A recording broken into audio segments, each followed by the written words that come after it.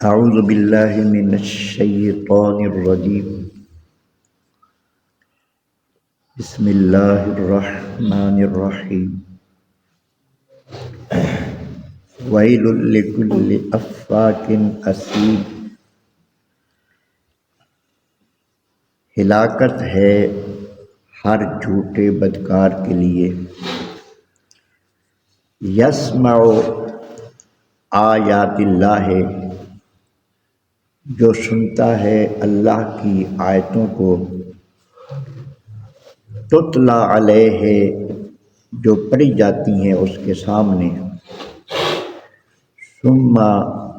یصر مستکبرا، پھر وہ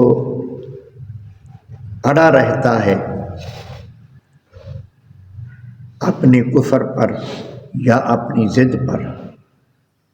مستکبرا، تکبر کرتے ہوئے، کأن لم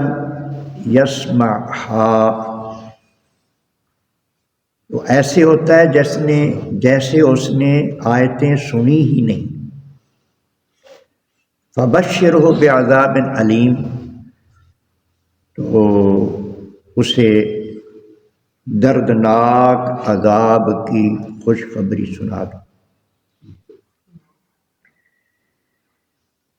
25ویں پارے کی سورہ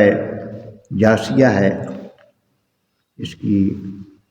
آیت نمبر 7 سے شروع کیا ہے۔ اس میں اللہ تبارک و تعالیٰ نے ایسے لوگوں کا ذکر فرمایا ہے جن کے سامنے اللہ تبارک و تعالیٰ کے احکامات پڑھے جاتے ہیں، اللہ کی آیتیں ان کے سامنے پڑھی جاتی ہیں، لیکن وہ ان سے ہدایت حاصل نہیں کرتے۔ اگر وہ کفر پر ہیں تو وہ آیتیں سن کر بھی کفر کو نہیں چھوڑتے، اگر وہ گناہ پر ہیں تو اللہ تبارک و تعالیٰ کے منع کرنے کے باوجود اللہ کا کلام سن کر بھی وہ ٹس سے مس نہیں ہوتے، اور وہ ایسا کیوں کرتے ہیں؟ اس لیے کہ وہ متکبر۔ ان آیت میں وہ شخص، اس آیہ کریمہ میں یہ بتایا جا رہا ہے کہ وہ شخص اللہ تبارک و تعالیٰ کا کلام سن کر، اللہ کی بات سن کر انسنی جو کر دیتا ہے، وہ بہت بڑا جھوٹا ہے اور بہت بڑا بدکار ہے۔ یعنی اللہ تبارک و تعالیٰ کے حکم کی اسے پرواہ ہی نہیں، اللہ تبارک و تعالیٰ کی بات کی اس کے سامنے کوئی اہمیت ہی نہیں، تو اس کو بہت بڑا جھوٹا اور بہت بڑا بدکار قرار دیا گیا ہے، جو قرآن مجید کی پرواہ نہیں کرتا۔ کفار کا بھی یہی رویہ تھا۔ نبی کریم علیہ الصلوۃ والسلام ان کو کفر چھوڑنے کا حکم دیتے، شرک چھوڑنے کا حکم دیتے، لیکن وہ چونکہ متکبر تھے،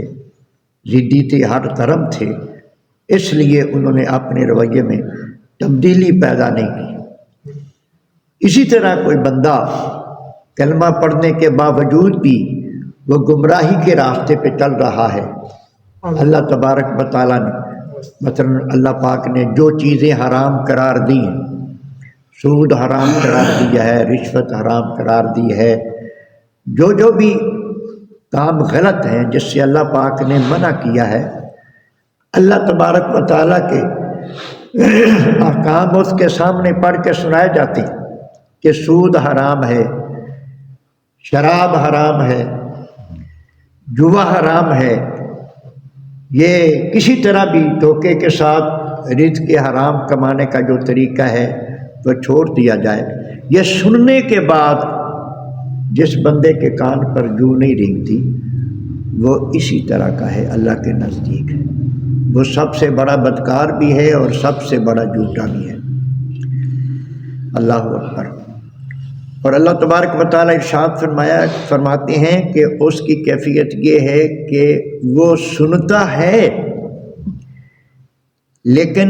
وہ اس طرح سنتا ہے جیسے اس نے سنا ہی نہیں۔ یہ بہت بری کیفیت ہے کہ سنی ان سنی کر دینا، سننے کے باوجود اس کی پرواہ نہ کرنا۔ اس کو بتایا گیا ہے کہ یہ کام تو یہ دوزخ میں لے جائے گا، اب اس کو ڈرنا چاہیے، اس کو توبہ کر لینی چاہیے، لیکن اس کے باوجود بھی وہ اگر پرواہ نہیں کرتا تو پھر اللہ تبارک و تعالیٰ کا ارشاد ہے فَبَشِّرْهُ، اسے خوشخبری سنا دو بعذاب علیم، دردناک عذاب، دردناک عذاب کی خوشخبری سنا دو۔ یہ تنزیہ کلمات ہے۔ اللہ تبارک و تعالیٰ نے، کیونکہ اس نے اللہ تبارک و تعالیٰ کے کلام کی پرواہ نہیں کی، اللہ تبارک و تعالیٰ کو بھی اس کی کوئی پرواہ نہیں، تو فرمایا کہ اس کے لیے دردناک عذاب ہے۔ وَإِذَا عَلِمَ مِنْ آيَاتِنَا شَيْئًا اتَّخَذَهَا هُزُوًا، اور جب اس کو علم ہوتا ہے ہماری آیتوں کا، ہماری آیتوں میں سے کچھ اس کے پاس پہنچتا ہے، ہمارے احکامات اس کے پاس پہنچتے ہیں، اس کو علم ہو جاتا ہے کہ یہ اللہ کا حکم ہے، اس کے باوجود وہ استہزاء کرتا ہے، ان آیتوں کا مذاق اڑاتا ہے، ان آیتوں کا مذاق اڑاتا ہے۔ اللہ تبارک و تعالیٰ کی آیتوں کا مذاق اڑانے کا مطلب یہ ہے، ایک تو یہ وہ ایک کافر تھا نضر بن حارث، بڑا دشمن تھا نبی کریم علیہ الصلوۃ والسلام کا اور دین کا بڑا دشمن تھا،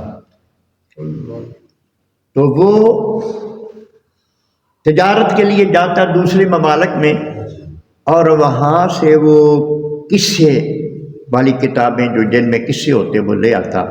اسفندیار وغیرہ کے قصے، اور وہ آ کر وہاں پھر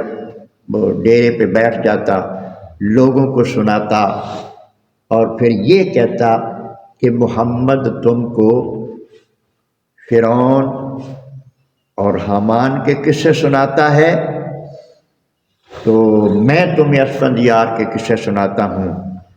پھر یہ بکواس کرتا کہ میرا قرآن اس کے قرآن سے زیادہ بہتر ہے، یہ وہ الفاظ ہے۔ اب دشمنی ان کو اس نظام سے تھی جو نظام قرآن پاک میں بیان ہوتا ہے، اس نظام سے دشمن۔ اب کوئی کلمہ گو قرآن مجید کے نظام سے منہ پھیر کر اس نظام کو چھوڑ کر کوئی اور نظام لائے تو وہ اسفندیار وہ اس نضر بن حارث سے کم درجے کا بدبخت نہیں ہے۔ آج کلمہ پڑھنے کے باوجود جو یہ کہے کہ نظام حیات جو قرآن پاک نے پیش کیا ہے اس سے زیادہ بہتر کامیابی کا باعث، ترقی کا باعث جو فلاں کا نظام ہے، جو کافروں نے بنایا ہوا ہے وہ نظام بہتر ہے، تو وہ بھی اس سے کم نہیں۔ یہ کوئی چھوٹی گستاخی نہیں، یہ بہت بڑی بے ادبی ہے، یہ بھی قرآن سے منہ پھیرنا ہے۔ تو ارشاد فرمایا اللہ تبارک و تعالیٰ نے کہ وہ اللہ کی آیتوں کا مذاق اڑاتی ہے۔ شریعت کا مذاق اڑانا، شریعت کا مذاق اڑانا اصل میں دین کا مذاق اڑانا، اللہ کی آیتوں کا مذاق اڑانا۔ مثلا نمازیوں کے بارے میں بعض لوگ کہتے ہیں اللہ انہیں نمازیاں تو پناہ دے، آپ بدبخت ہے، نامراد ہے، نہیں پڑھتا نمازیوں سے اللہ حاجیاں تو پناہ دے، یہ الفاظ یہ مذاق ہے۔ نبی کریم علیہ الصلوۃ والسلام کی سنت کا مذاق اڑا، حضور کی جو بھی سنت ہے، ریش ہے، دستار ہے، داڑھی، جو ان چیزوں کا حضور کی کسی بھی سنت کا مذاق اڑانا، ایک بندہ عمل نہیں کرتا وہ اور بات ہے، وہ ایک اور کمزوری، مذاق اڑانا جو ہے یہ سب سے بڑی دشمنی ہے دین کے ساتھ۔ اسی قسم کے بندے کو اللہ تبارک و تعالیٰ نے بہت بڑا جھوٹا اور بہت بڑا بد کردار فرمایا ہے، جو شریعت کا مذاق اڑاتا ہے۔ تو اللہ تبارک و تعالیٰ ارشاد فرماتے ہیں اولئک لہم عذاب مہین، وہ جو اللہ کی آیتوں کا مذاق اڑاتے ہیں، وہ جو شریعت مطہرہ کا مذاق اڑاتے ہیں، ان کے لیے رسوا کرنے والا عذاب ہے، ان کے لیے رسوا کرنے والا عذاب ہے۔ وہ دنیا میں بھی ذلیل و رسوا ہوگا اور آخرت میں بھی ذلیل و رسوا ہوگا۔ لہذا بندے کو بولتے ہوئے اس بات کا لحاظ رکھنا چاہیے کہ کہیں میں اللہ کی کسی آیت کریمہ کا مذاق تو نہیں اڑا رہا، شریعت کا مذاق تو نہیں اڑا رہا۔ لہذا ان چیزوں سے بچ کر اور اللہ تبارک و تعالیٰ کے احکامات کی اہمیت کو سمجھ کر اللہ کے ہر حکم کے سامنے سر جھکا دے بندہ، اللہ کے ہر حکم کو مان لے، اللہ کی ہر آیت کا احترام کرے، تو پھر ایمان کی سلامتی ہے۔ اللہ پاک سمجھنے کی اور عمل پیرا ہونے کی توفیق عطا فرمائے۔